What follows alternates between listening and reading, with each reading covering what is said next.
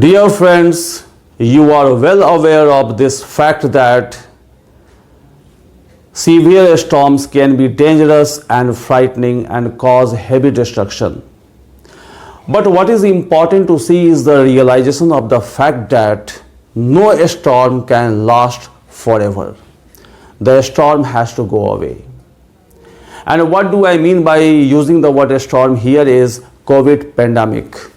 We are in the midst of this storm. I am using metaphor here. We all are facing this dangerous pandemic. Needless to say that the world has been going through this unprecedented crisis for over a year. And just a couple of months ago, we were thinking that the worst was over and we were planning for our bright future, hoping beautiful things in our life. But the second wave has hit us, and our hopes, our aspirations, our expectations, ambitions, these were dashed to the ground. And we cannot remain unaffected in the midst of this storm. We cannot stop news coming to us from different sources. And heartbreaking sense, beyond heartbreaking sense. Positivity rate is increasing, mortality rate is increasing.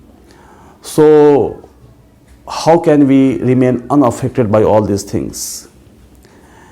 But we must keep in mind that no storm can last forever. Here I feel that only two things have become main concerns in our life. How can I protect myself and how can I protect my family? They have become only our concerns. So the biggest challenge we have faced in our life. Dear friends, in a situation like this, it is normal to feel sad, tense, worried, confused.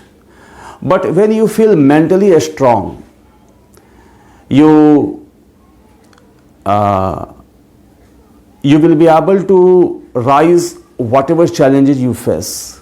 Dear friends, here I would like to say that positive thoughts and emotions are known to boost our immune system. And social distancing and the guidelines of the government, they are very important. We must follow it.